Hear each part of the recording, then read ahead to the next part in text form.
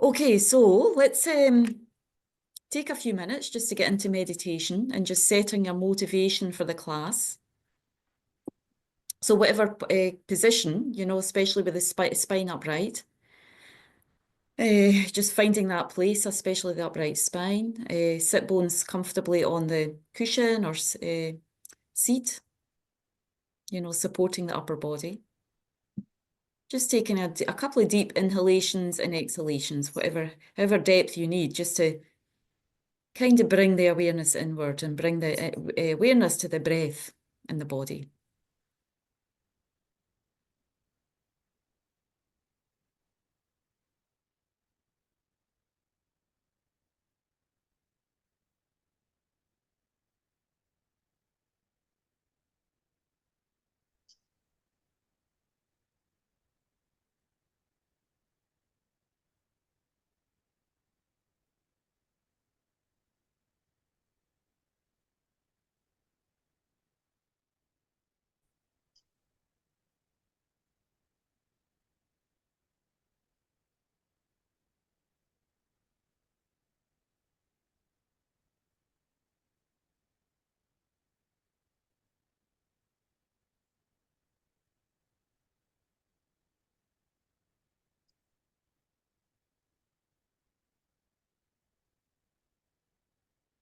And then if it's helpful for you, it certainly helps me just to do the 9-round breathing. Bringing first finger to the right nostril, inhaling through the left, exhaling through the right 3 times. Long, slow, deep breath. Just to, again, clear the winds in the body, and that helps supports the clarity of the mind. Softening through the jaw, through the back of the throat. And as we exhale, we're also just feeling that we're bringing the breath also into the body, clean air as we inhale and exhale, filling up the body with clean air and spaciousness, the body and mind.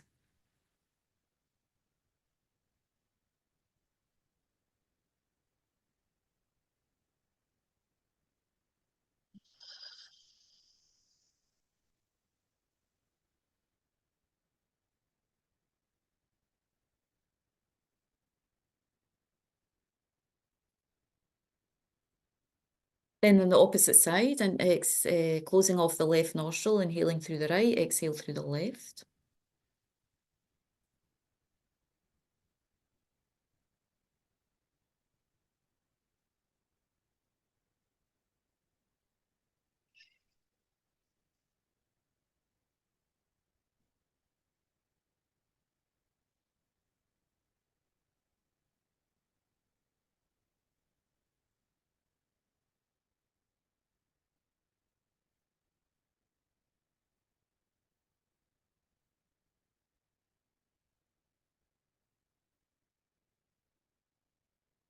And through both nostrils, inhaling, exhaling 3 times. Allowing, if we can, the breath just to go a little bit deeper in the inhalation, deeper through the body. Opening up the diaphragm.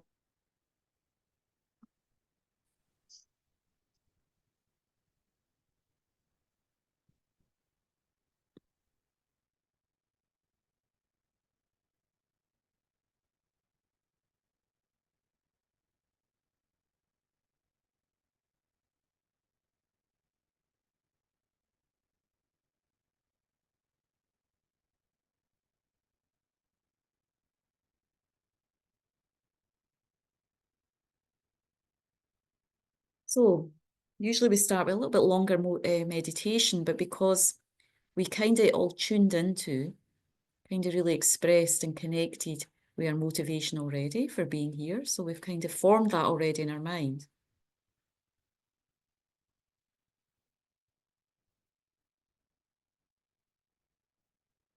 So really just to receive the blessing, the Buddha, Dharma, Sangha. These prayers have a power. They come from holy beings.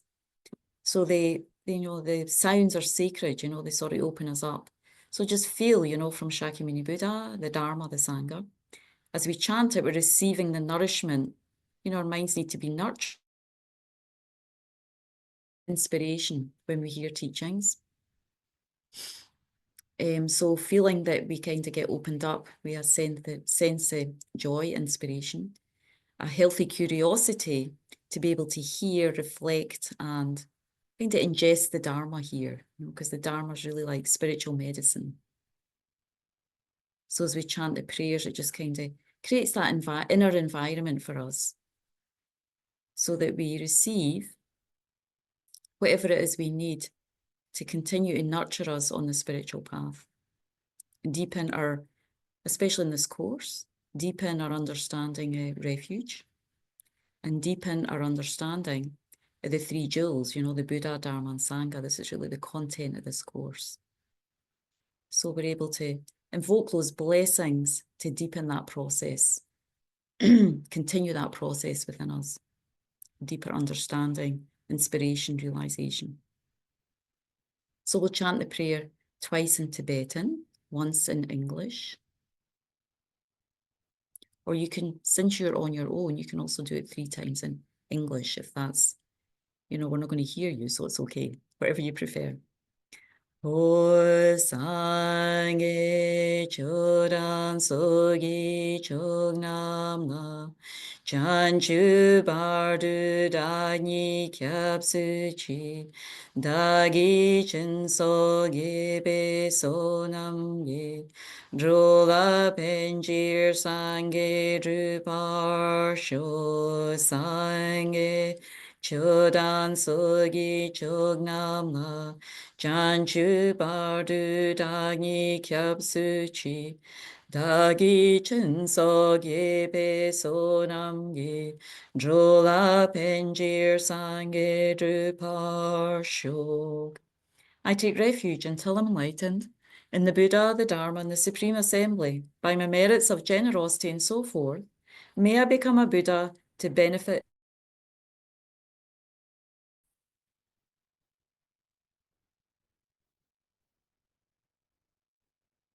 And we just allow that prayer, the essence of that prayer, just to land, imprint, embed in our mental consciousness, with whatever understanding, feeling we have for that.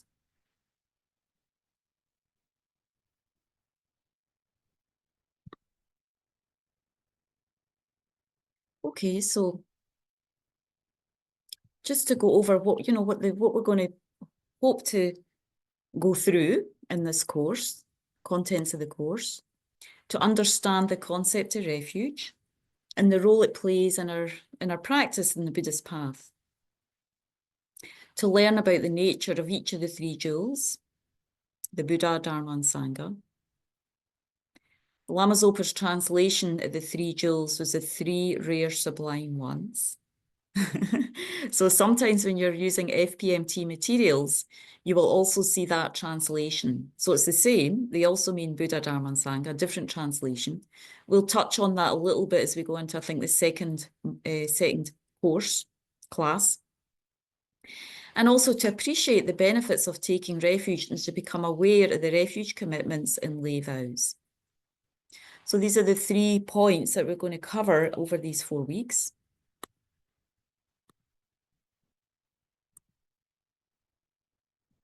So to get a little bit understanding in, what is refuge? What do we mean by refuge?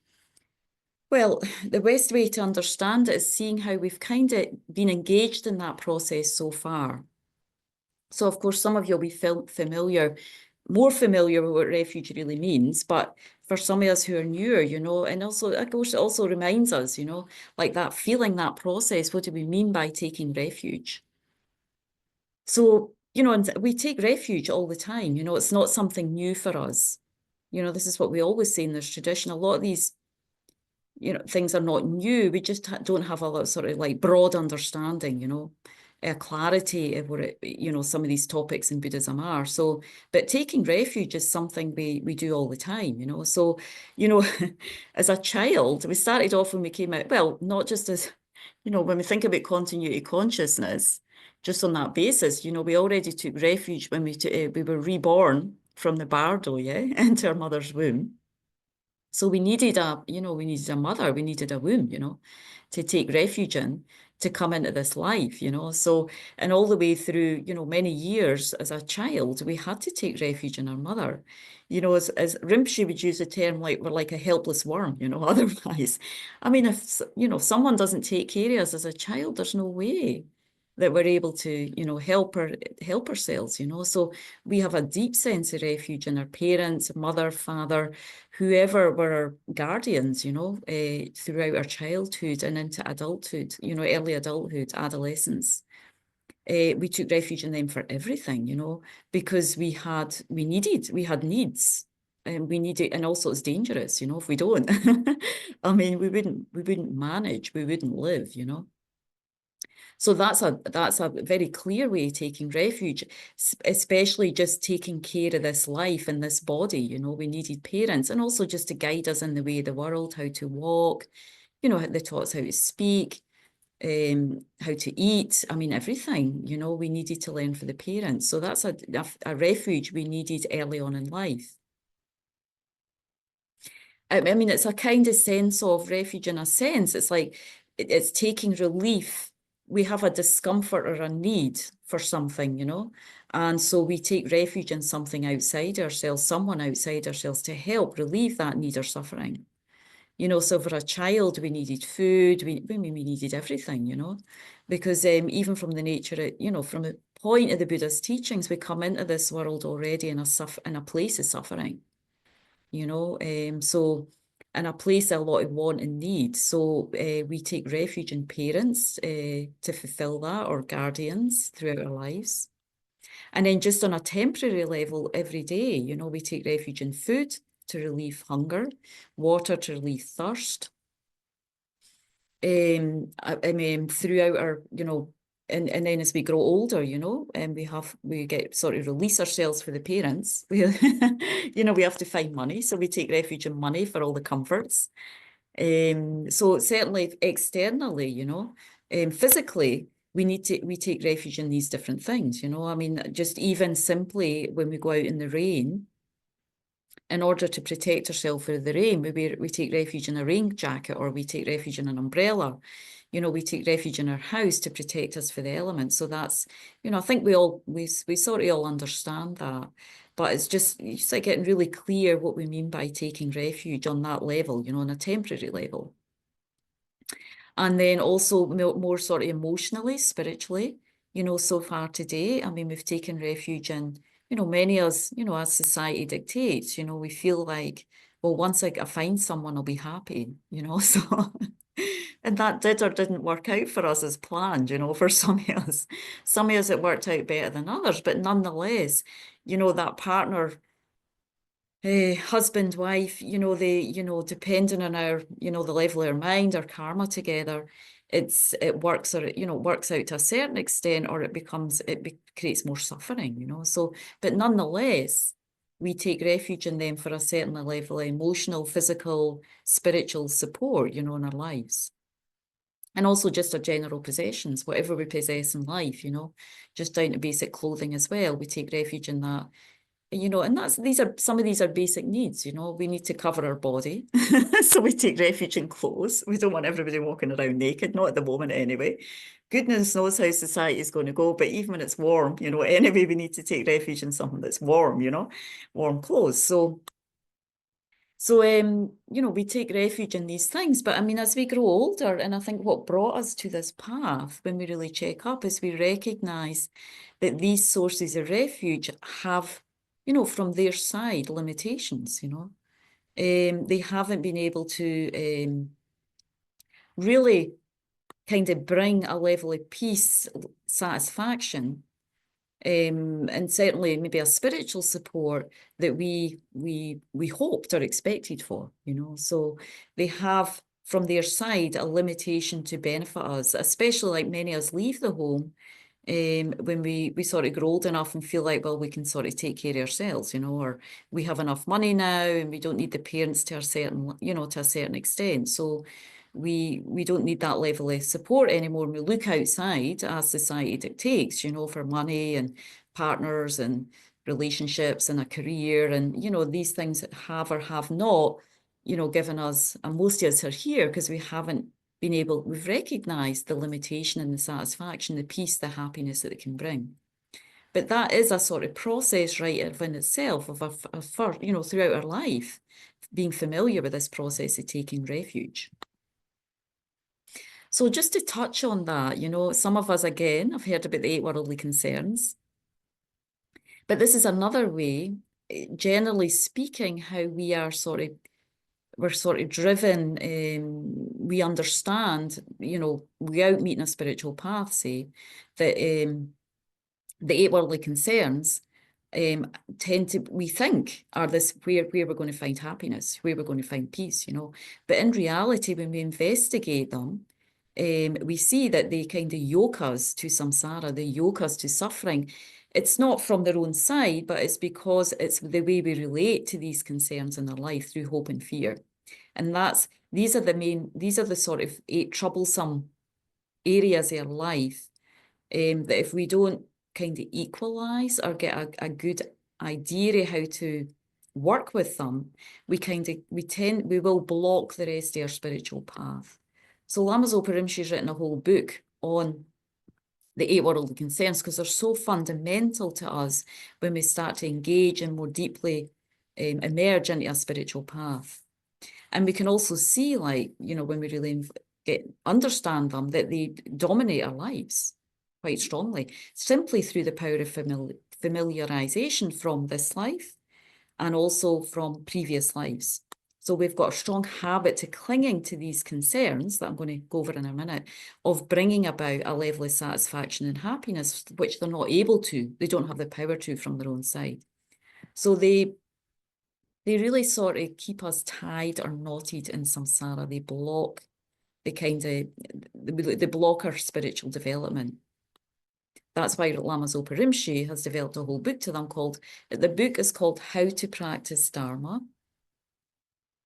And it really shows us how our mind is taken up predominantly with these, has been in our life and for sure to a certain extent still is, So what are these 8 concerns? So just on the right side here, there's an image of Milarepa, because Milarepa was, as many of us know this, he was a saint about the 11th, 12th century, who, was able to actually, well known for practicing very austerely, very ascetically, and being able to really kind of abandon these 8 concerns, these 8 world concerns. So what are these concerns? The first of them is there's sort of 2 sides of the coin with each of these. Hoping or being attached to physical comfort and mental happiness. Hoping for gain or being attached to material gain and wealth. Hoping or being attached to praise.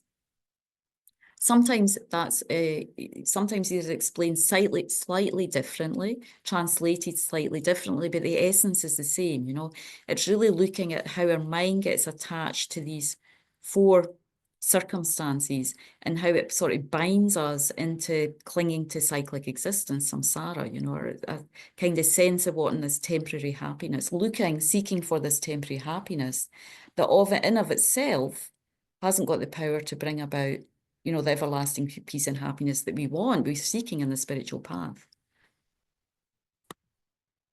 Hoping for a good reputation or fame. So I wonder if these, maybe they ring a bell a little bit, yeah? I'm sure we're not all free of these. Some of us have heard them before. So I think if we're really honest, all of these are to a certain level in our lives, our attachment, our hope for physical comfort and happiness. So what we're looking at here, it's not that we don't wish this for ourselves and others. It's that if a life just revolves around that, there's no way to develop on the spiritual path. They sort of block that, So that's and they're called worldly concerns because they just bring what we call a worldly, temporary, limited happiness, which actually ends up, if we investigate that happiness more, it's actually ends up in the nature of suffering. Even the physical comfort and pleasures that we seek, good food, a nice house. And again, it's not that we can't enjoy those, but it's our attachment and our hope and our clinging for those that cause the problem, clinging to these. Clinging only focused on material wealth and prosperity. So of course, even in, Western society, that's what we think happiness is all about, getting, accumulating wealth, accumulating physical comfort, seeking praise and reputation, right? I mean, that's really, unless we meet a spiritual path, unless we meet the Dharma, that's what everybody looks for in life. That's what's advertised on TV and all the ads, so we know that. So what we're trying to investigate when we become more spiritual inner beings is how they're extremely limited in giving us that, and to trying to release our grasping and our hope for those in this life, just making a life about that.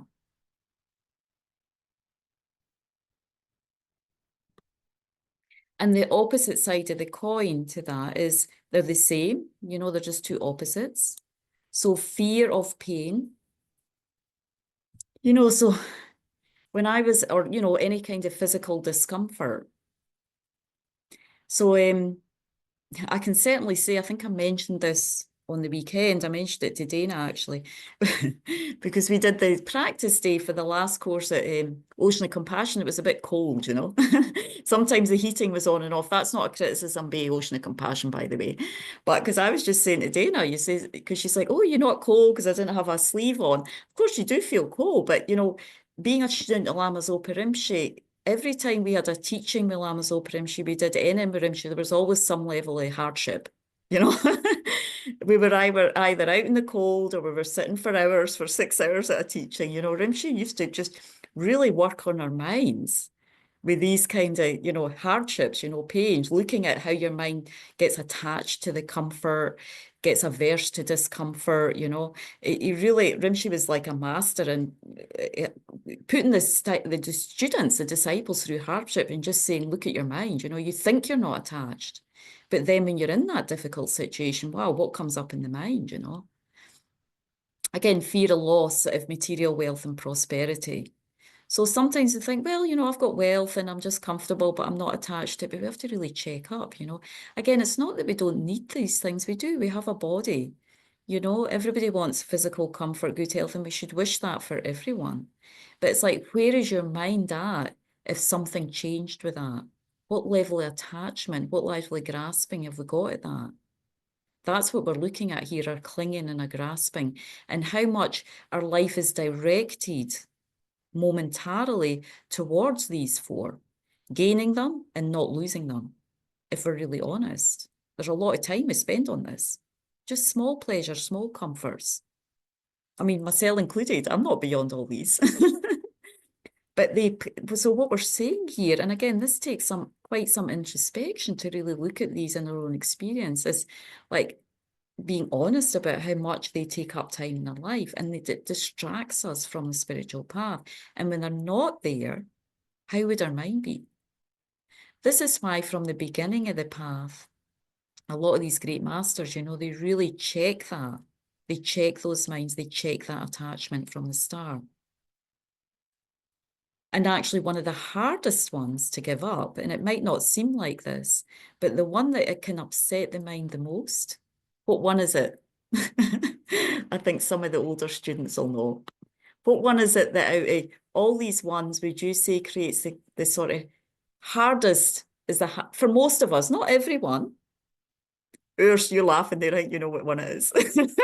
We always go back to it. Yeah. I mean, it's either criticism or the bad reputation, or Yes, both. yeah. It's a kind of both of those mixed together, isn't it? They're similar. So they say,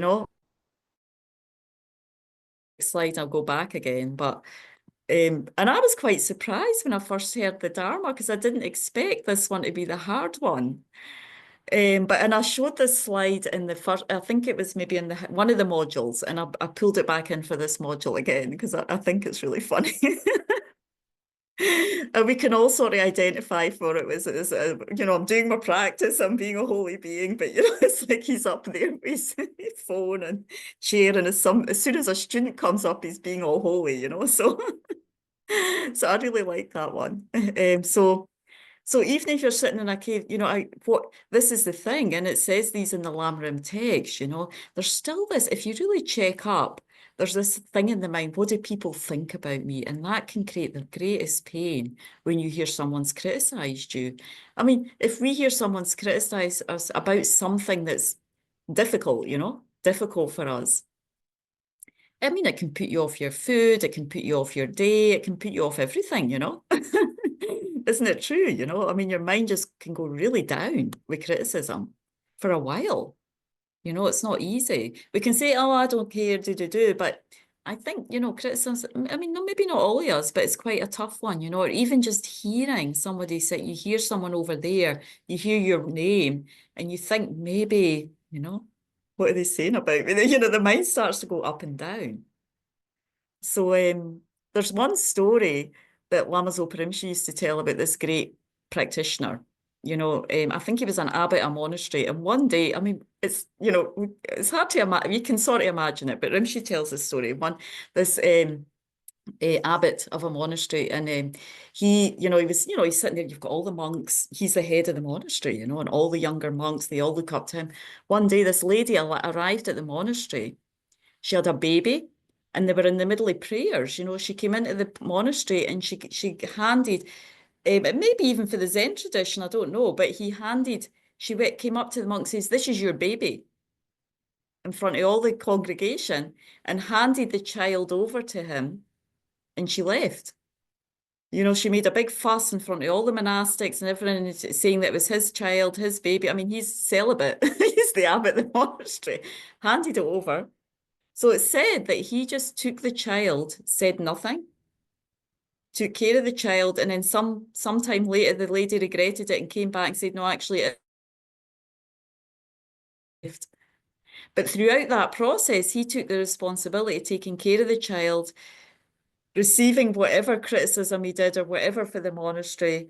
And then, because his mind was fully trained. So instead of freaking out and losing it, he was able to, you know, at that level, take on. His mind was already in equanimity as regard these 8 worldly concerns, you know. So I think, you know, if anybody did that in front of your peers, something heavy like that, we wouldn't be able to manage it. Our mind would freak out. And that was in front of all his peers. And so anyway, Rinpoche was just showing the quality of his, what we call renunciation, you know, the quality of him having developed his mind to a place where no matter how many people, what audience, the mind was not moved. It stayed completely peaceful in equanimity in that situation. And not only that, embracing the situation, came back and, you know, regretted and said that, you know, she had lied and she couldn't take care of the child herself, so she left it to him, you know. So anyway, that's I quite enjoyed that story, because I just thought, no, I don't. So in the light of some of these stories, you can sort of realizes me it's quite hard, you know. So this is again where we have to, you know, it's just showing us, you know, that the thing is, we take refuge in these things, and they're not only unreliable, material wealth, we can't always get physical and material comfort. We can't always rely on our reputation being good, you know, there's no way. We can't always rely on hearing praise. But that much we're attached, you know, so they're not reliable sources of refuge, our reputation, our wealth, friends, family, none of that's reliable. And not only that, if we have a clinging or attachment, a hope or fear attached to that, we just cycle, you know, it yokes us to what we call samsara. That attachment to those which we think we don't have, but it's like when we have them, we think we don't have them. But then you know, but as soon as we don't have praise or criticism, that's when we can really check up. So these also come in the death and impermanence module, but I didn't have time to cover them then. So I just wanted to touch on them because they are important, the 8 worldly concerns. It's something to think about and sort of look honestly in one's life, where they're simmering away in our minds, you know, and it's really showing us our sort of places of attachment, our places that we need to work on. And it was something, it was a big topic that Lama Zopa Rinpoche taught. He didn't just teach it constantly, he absorbed us in it constantly so we could see where the mind was weak in these, you know, where we hadn't really worked on that, where our attachments or clinging really were.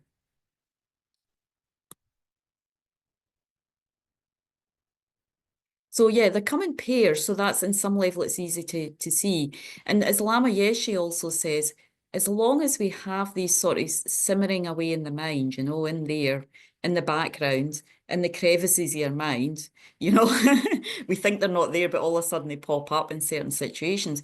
We'll constantly have what Lama Yeshe used to call a little bit of a yo-yo mind when we're seeking these, whether I'm seeking the praise or the material comfort, or we're, you know, trying to avoid having aversion, a fear simmering away of not having them.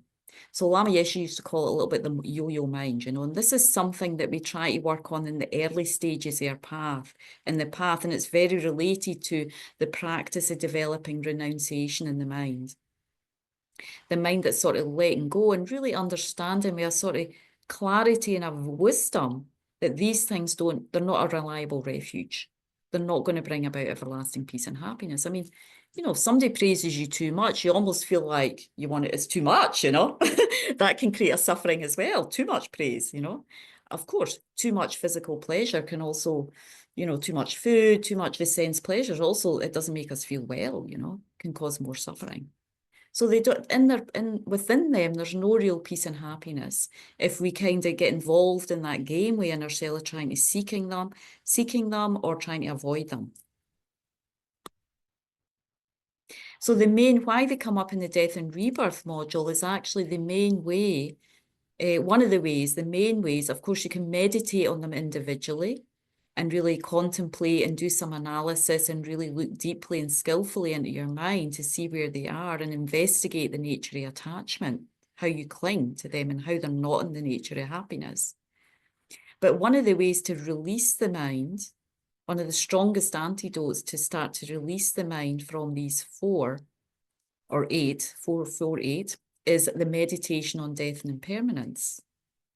Because that much more you see their transitory nature, you know, their impermanent nature, as well as our own impermanent nature, you know, that deeper our experiences are like, you know, we could die at any moment. You know, that's one of the meditations in the death and rebirth module, trying to get a sense of this uncertainty that we live in all the time. We really don't know where our life's taking us, how long it's taking us, how long the appearance of this life is. So that place of kind of uncertainty along with clarity, you know, our priorities become much more focused on the Dharma, you know, much more focused on developing the mind, practicing virtue, and we'd have less interest in these other things. They just naturally kind of sift away out of the mind. So that meditation on death and impermanence, just that thought, kind of helps to release the attachment, the clinging, the hope and fear around gaining these things and not having these things. So even Lama Yeshe said, you know, the fact that we're coming to the Dharma, coming to spiritual practice, we already have some realization, some sense that these things, these four opposites, are not bringing about satisfaction. We have that there already, so that's something we can rejoice in, take heart in. We're not completely thick, you know, spiritually, but there's more work to do. I think we know that there's more work to do with these. And again, it's not about throwing away your possessions. This is a mental shift. This is a spiritual shift in our consciousness to really find where, you know, and to develop other sources of happiness and peace in our mind by engaging in the Dharma, you know, doing our spiritual practice. The more we do Dharma, the more we practice virtue, the more we purify, collect merit, meditate in the Lam Rim, it's almost like we replace these other things by spiritual joy and happiness, you know, by the wealth of our realizations, spiritual inspiration as that grows and grows in the mind. So there's more happiness come the more we let go of these and recognize their limitations. We're not completely absorbed in that. And I think none of us are, but they're still there. They still haunt us to a certain extent, yeah? So the other reason is we don't want to, we waste too much time, on these. And it takes away time for spiritual development, the wealth of spiritual practice. And that's why beings like His Holiness, Lama Zopa Rinpoche, who I know in his early years, I didn't meet Rinpoche till he was nearly, I think, almost 50. But, for those who met like Lama Zopa Rinpoche when he was less of a teacher in a sense, guru, when Lama Yeshe was alive and more manifesting like a disciple, Rinpoche was like, completely not interested in any of these. He showed that aspect of completely abandoning all these and just spending his life in meditation, barely eating, sleeping. But again, it's not like hard austerity. I think there's a lot of joy. You replace these by the joy of the Dharma. You don't let them go. And then, oh, I don't care. It's like you don't care about yourself. It's not that. It's like it's a mental development where more joy comes from the Dharma, from spiritual practice, than it does in seeking these in our life. So it's kind of like a replacing as opposed to just letting go of something and not replacing it with something else. We replace it with spiritual realization and practice.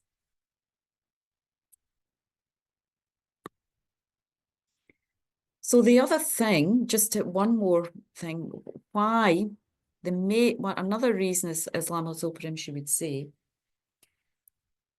when we understand the 3 levels of capable being, more. So when we think about when we're absorbed in just like the momentary pleasures of this life, and overly so, then we're not thinking about actions for future life's happiness, when we're not thinking about the samsara and liberation, we're just thinking about focused on happiness, sense gratification, emotional gratification, and senses. I mean, not just eating, but warmth, heat, sounds.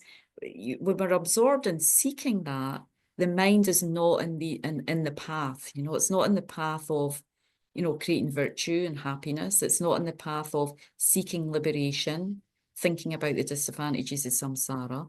And it's not really thinking about others, We're more concerned with our own happiness, So again, we need to think about that quite deeply, What's going on there in the mind when we're just absorbed in these. It's a lot more of a self-concern. So again, it's not that we're not going to eat and drink and, enjoy life, but the way that Rinpoche would help us to kind of start to transform these was, again, by our motivation, using this life to benefit others. So when we do use clothing, food, shelter, we do it with this kind of Mahayana motivation to bring ourselves and all sentient beings to enlightenment. That kind of starts to release the attachment, clinging of it just being all about ourselves. So the more we study the Lam Rim, and more we understand the Lam Rim, our motivation transforms. So all our ordinary actions that were normally ordinary, normally worldly, can sort of be imbued more with this mind of bodhicitta, making our ordinary actions meaningful. This was Rinpoche's like big teaching, It's not that we just get rid of all the ordinary actions. We can't, but in the process of working, eating, being with family, even going to parties, whatever you do, well, check your motivation, make it as meaningful as possible. Not just about happiness for this life, trying to imbue it, that action, with some of the levels of motivation that we're going more deeply into the Lam Rim. And then it transforms the action at least into virtue.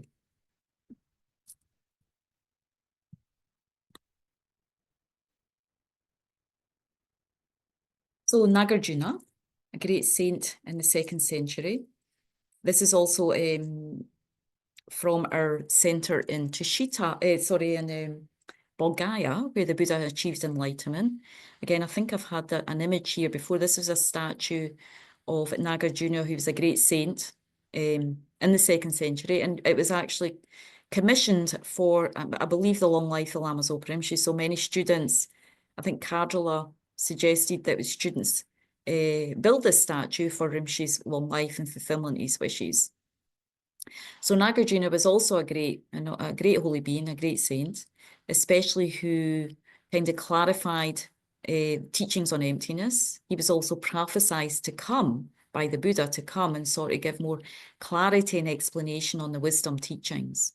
And he wrote certain texts that are still studied and practiced to this day, you know, to help us get a deeper understanding and realizations of the emptiness. And Geshe Lexog will be teaching that module, and I don't know, he might.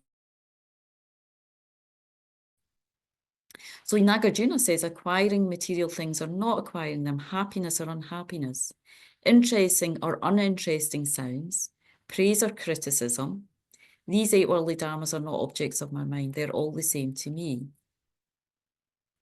So again, he's kind of not really advocating a total abandonment of these things here. What he's saying is he's equalized them in his mind, you know, whether he receives praise or criticism, same. Whether he receives, you know, nice food, not nice food, material comfort or not, it's the same. And this is actually kind of really more displaying when one gets a sort of deeper realization or renunciation, and especially once one moves into a deeper sort of experience, understanding of emptiness, we'd start to see that everybody, you know, it doesn't really matter whether you don't, you know, there's no clinging to either one. It's the same. And again, this takes a lot of other deeper analysis and meditation, but certainly the main one to start with, which would infect and transform the mind a lot, is this meditation on impermanence and death.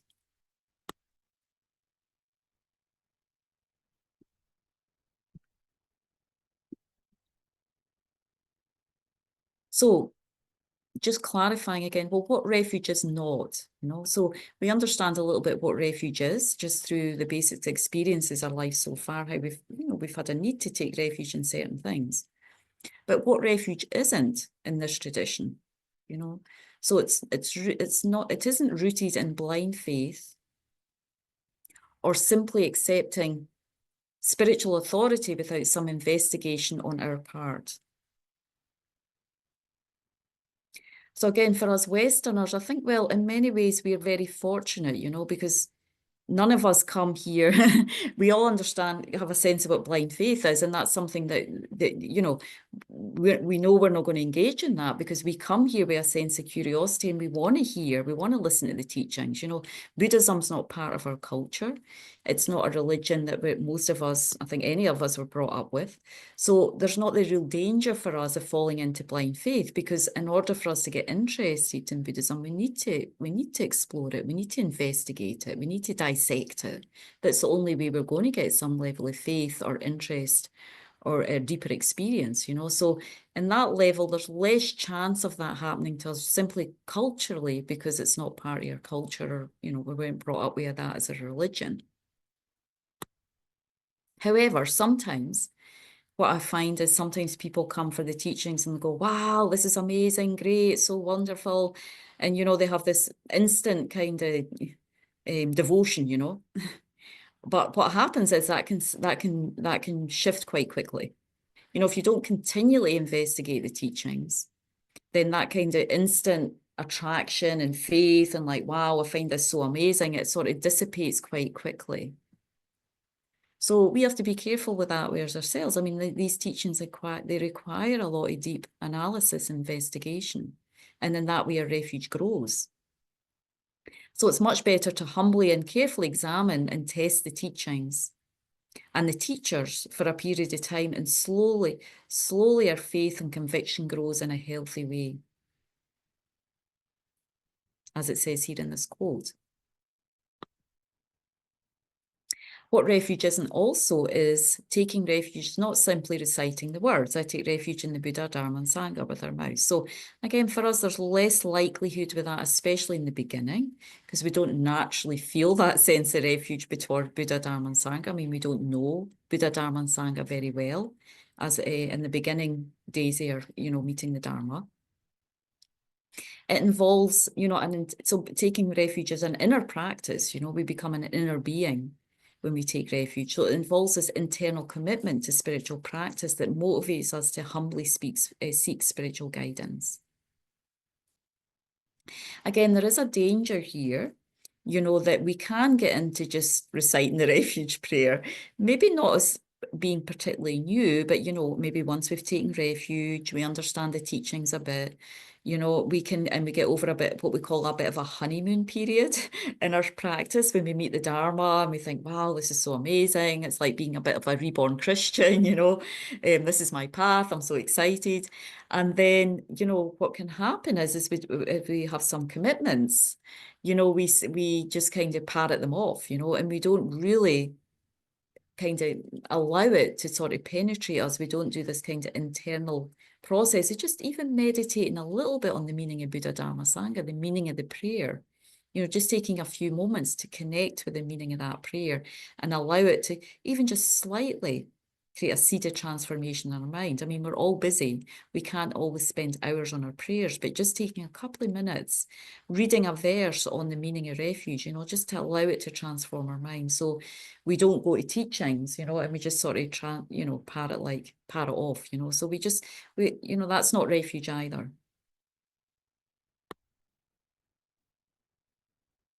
So once we get a clearer understanding of the Lam Rim, as we're doing now, we're going through these different modules, and the potential we have to change and transform our minds all the way up to enlightenment in terms of going through the three scopes, the three capable beings, you know, the three levels of spiritual happiness that we can achieve through studying, meditating, and practicing the Lam Rim.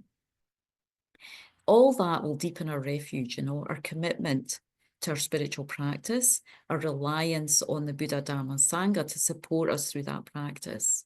So it kind of all hinges on this constant development of our spiritual practice. That's what deepens refuge.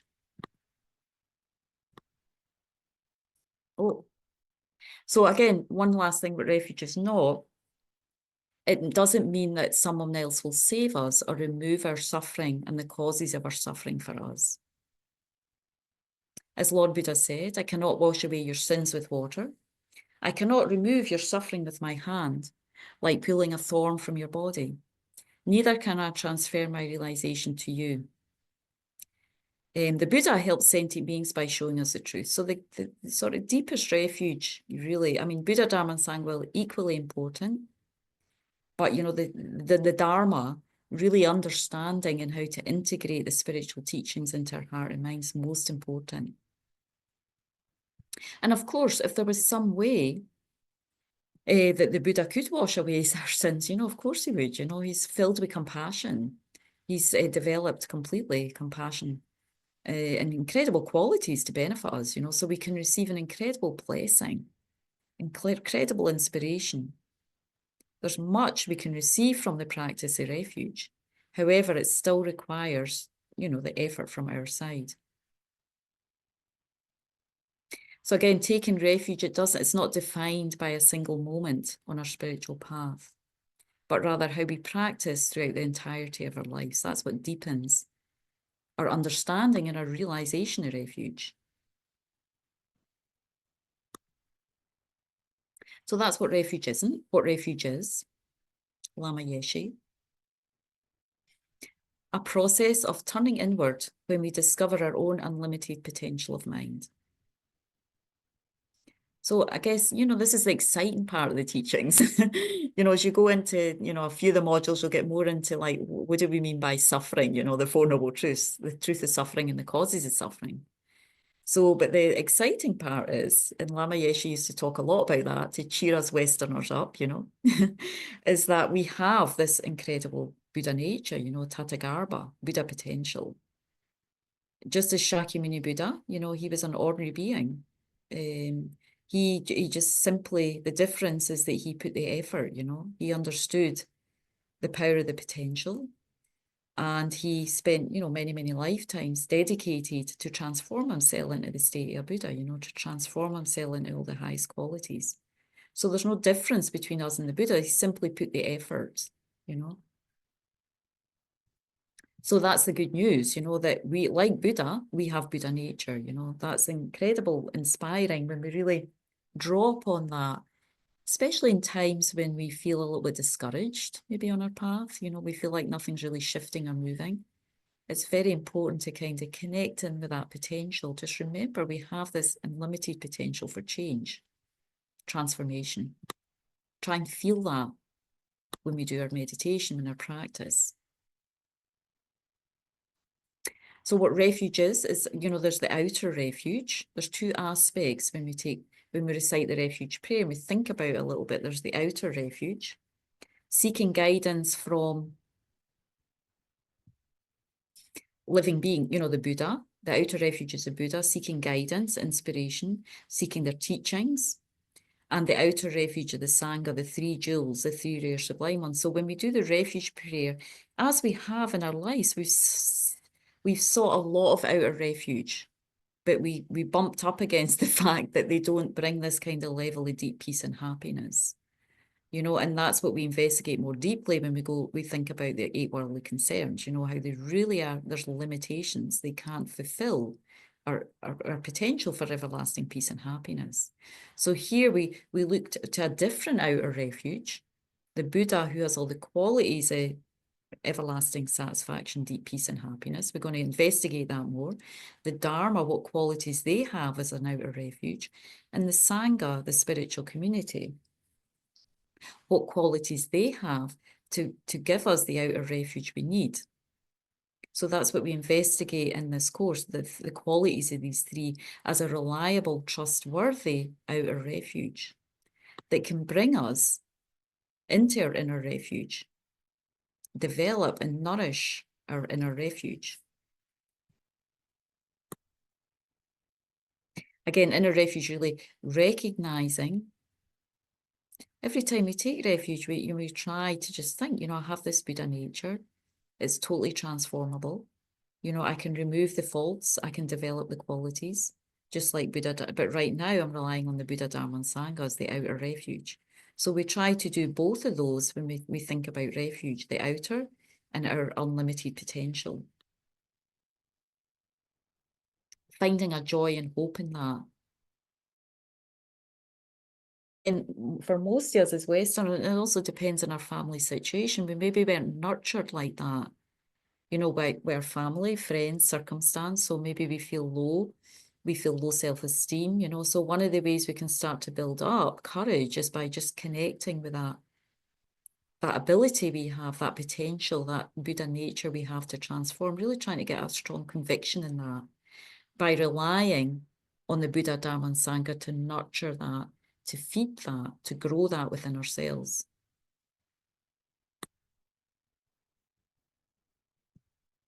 So again, even when the going gets tough, we're trying not to get discouraged, by thinking, always remembering we have this inner potential, this inner refuge, taking refuge in that potential we have.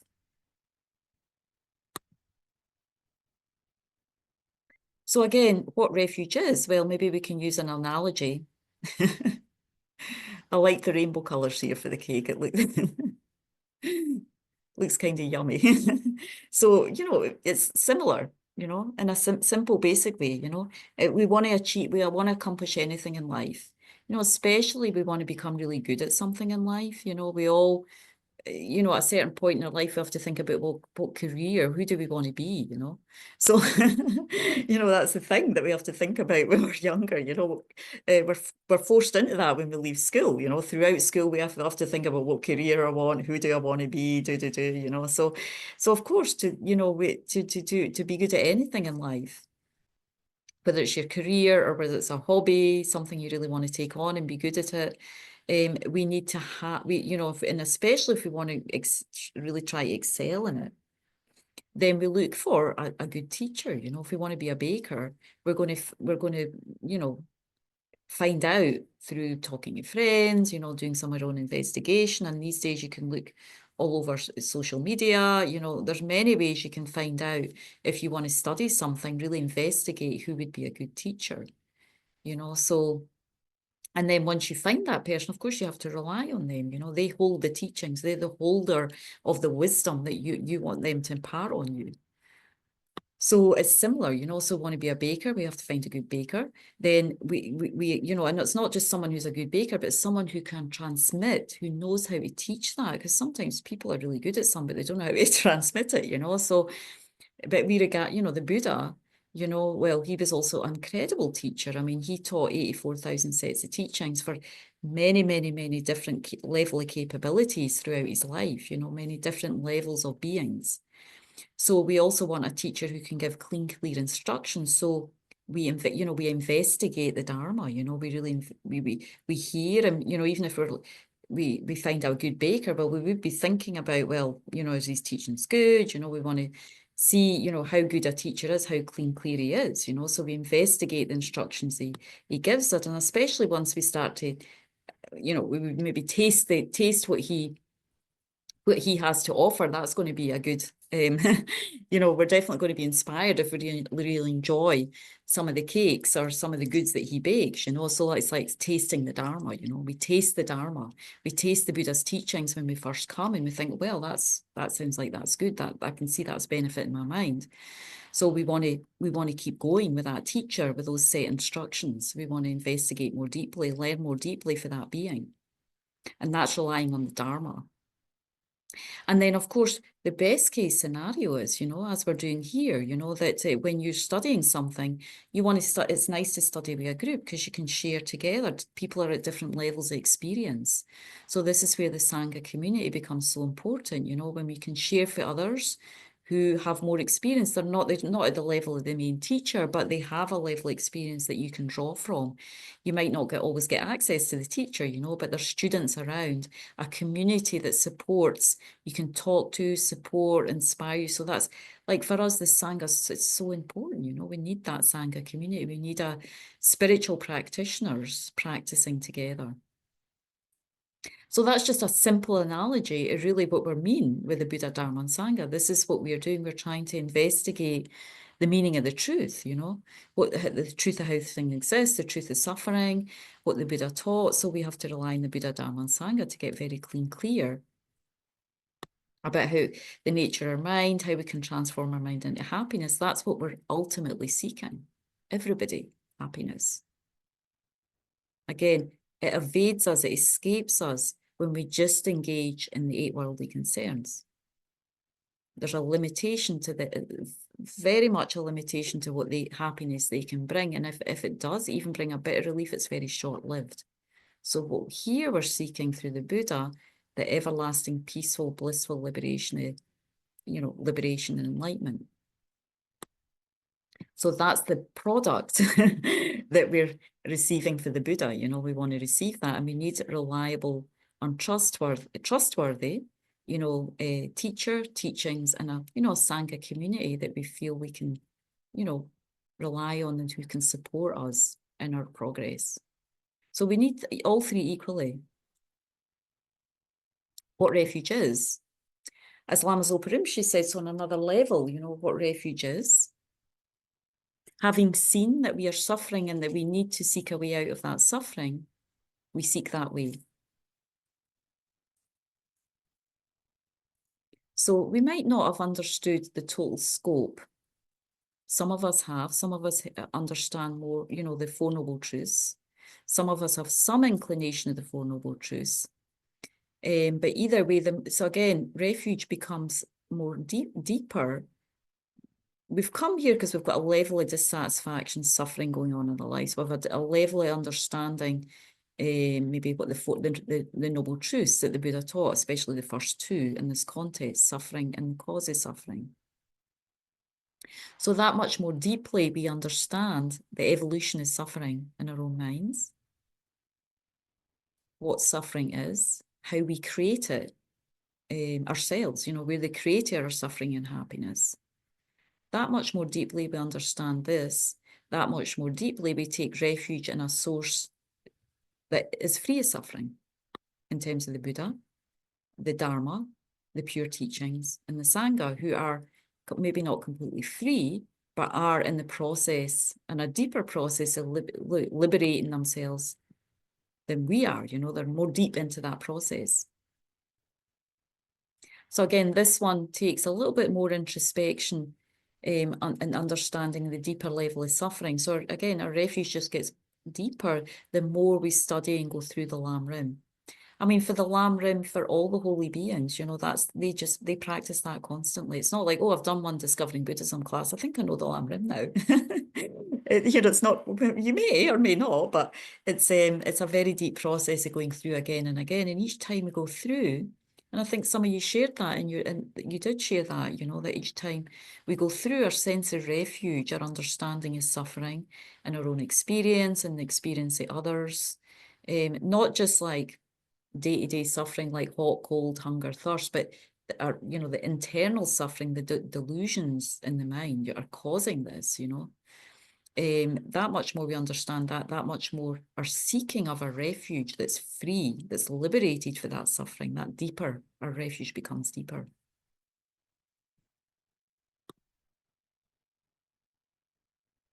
So again, what refuge is, so seeing that we're suffering, and again, through investigating and seeing, well, actually, we don't know, we really kind of don't know how to free ourselves from that. This is why we're here. We're already seeking the wisdom of the Buddha. That's why we've come at this class. Some of us have already taken refuge. Some of us are either way just moving through the modules, because we recognize we need this instructions, we need this guidance.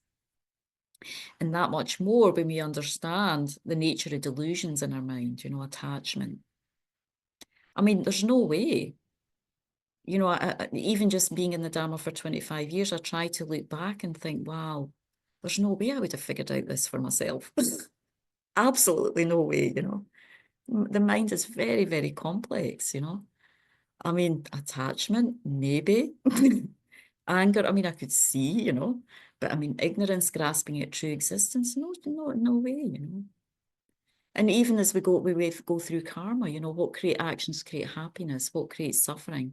Very difficult to know without some guidance, So even if we think, oh, I don't have much refuge now, I don't really know, but if we've already listened to the karma course and that's caused us to kind of adjust our actions a little bit, think, okay, when we look at the non-virtues, what am I doing then? What do I need to adjust? Well, we're taking that level of refuge already in the Buddha's teachings.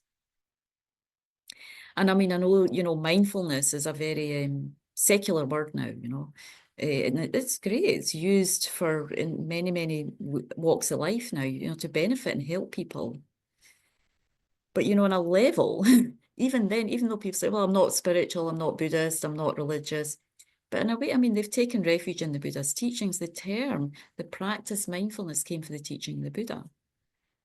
So on that level, even then, they've taken a refuge in the teachings of the Buddha, whether they acknowledge of that or not, it doesn't matter, but that's a level of refuge, You're seeking spiritual support and nourishment through that practice, through that teaching.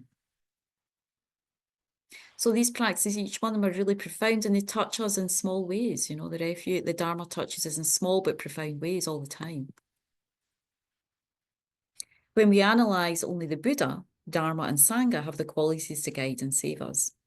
So this is what we're going to check in this module, the qualities of the Buddha, Dharma and Sangha, and how they hold that ability to be able to guide us through these deeper layers of suffering as we become more aware of them. As I say, the first step is being more aware of the level of challenges, problems, disturbances in the mind, and then generating the wish to be free of them, and then relying on the Buddha, Dharma and Sangha, recognising their qualities to be able to do that, and just being in that process.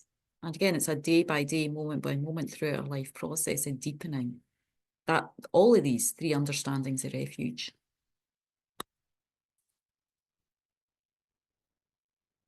So what refuge is? Refuge is to be lived each moment so that all the practices we do are directed towards actualising the Dharma jewel in our mind stream. So that's the key thing, That's what we eventually want to develop, the jewel of the Dharma, the richness of the Dharma, the richness of these spiritual realisations that bring about everlasting spiritual nourishment and happiness.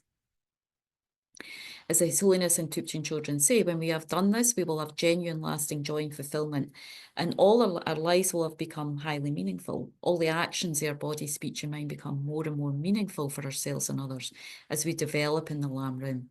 We develop internally the Dharma jewel in our mental continuum, in our consciousness. And as we slowly, through that process, we shift our experience of just taking refuge in the outer objects to become a kind of source of refuge, as well as with the qualities of the Buddha, Dharma and Sangha develop in our mind. And, we have that inner transformation that's happening in our own mind. So as we develop the Buddha, Dharma and Sangha, we become the Buddha, Dharma and Sangha internally. That we awaken so that our mind becomes unified with those qualities, step by step.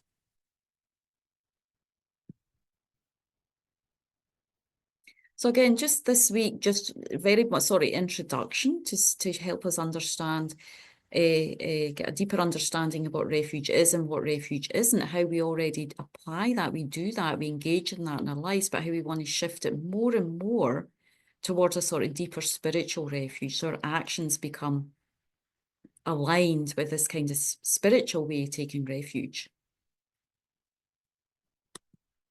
So for next week, again, some of us kind of already answered this, but if it's just really to think about it, if you have time, just go over this. Why am I attending this class? To seek a different type of refuge. So what kind of refuges haven't supported us in our life so far? And not to beat ourselves up about it, but just going through our life and saying, well, and thinking about those 8 worldly concerns, like how did we seek them more and how they weren't a reliable source of refuge for us, how they maybe brought about more distress, more suffering in our lives, and how we need to, make a sort of commitment to move away from them and seek this type of refuge, through understanding the Lamrim, through understanding the Dharma, through gradually applying it to our mind. Just that meditation, that thought process. If you can think about that next week, what didn't work, and maybe now what is working, how maybe we've engaged in refuge, a practice of refuge to a certain extent, and how it is working and affecting our lives, and rejoice in that. So next week, what we'll start on is the 2 causes of refuge. Again, why we take refuge, understanding a little bit from the viewpoint of the Lamrim, on a deeper level, how we take refuge. And also, so next week we'll go a wee bit into more of that, and then we'll start to touch on a little bit understanding faith. There's different types of faith, how we engage in our faith, our understanding of faith in terms of the three refuge, because there is a process of developing our faith in a healthy way towards the Buddha, Dharma, Sangha, towards our teachers. How do we develop that in a healthy way? And then moving into the qualities of the Buddha, Dharma, Sangha, individually, how they're reliable and trustworthy for us, and then also in the last class we'll move into like the importance of lay vows, like commitments we take when we take refuge, what do they have taken already, and just getting a sort of deeper understanding of what those mean. So that's what we're going to do for the rest of the class. And so in the Lamrim, in terms of reading, you have the required readings. If you have time to look through the Lamrim book, the 365-day Lamrim, that's not too difficult, because you can just do, again, always advertising that book. If we've got not got time for anything else, that's wonderful to just go through that. Again, there's about 20 days at least on refuge, step by step going through that. And also if you're just able to touch on some of the required readings, that would be wonderful as well. And then let's bring them to next week, because we're on time now, so I don't want to keep everyone. So let's just spend a minute just dedicating, rejoicing. So we did in the karma class last week, and taking a moment, karma module the last time. So, I think we touched on there, every time you do something virtuous, doesn't matter how small it is, small one, big one, try always remember to rejoice. It's such a good, it makes the action more powerful. It makes the result, that more powerful. It sort of empowers the seed in your mind. It's like putting more topsoil on your plants or something, they just grow stronger, So it's enriching our plants, enriching our minds when we rejoice. So let's just take a moment to rejoice. How wonderful if we spent the evening just listening to the Dharma. And seeing, if there's something you can take away in your pocket, so to speak, something in your mind that maybe you heard. It's hard to take in the whole scope of the class, but is there something particular can stick in your mind that you want to think about, contemplate, as well as the question I gave you for the week moving ahead?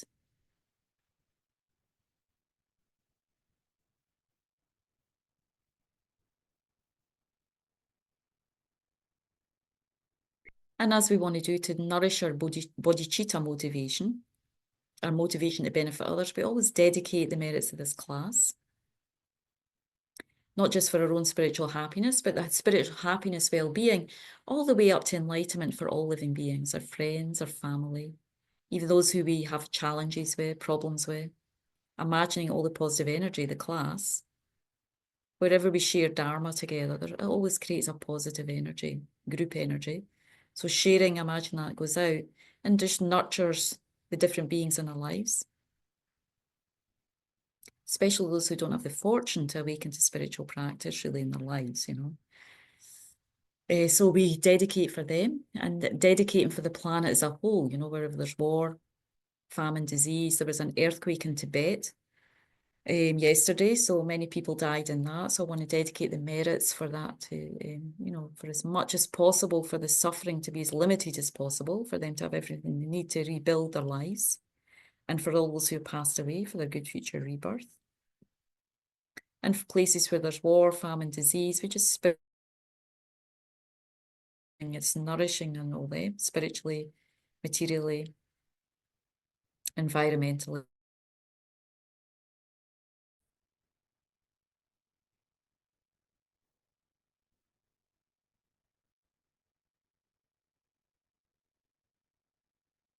Okay, thank you so much for joining. Okay, well, hopefully we'll see you next week. Thank you. And of course, if you've ever got any questions, you can just get in touch. You know my emails. If you need my email address, you can ask Isabella. Yeah, most of you have it already, I think. Yeah. Thank you, Angie. Thank you, Angie. Thank you very Thank you, much. Isabella. Thank you. Thank you, Bay. Thank you, Isabella. Thank you, Us.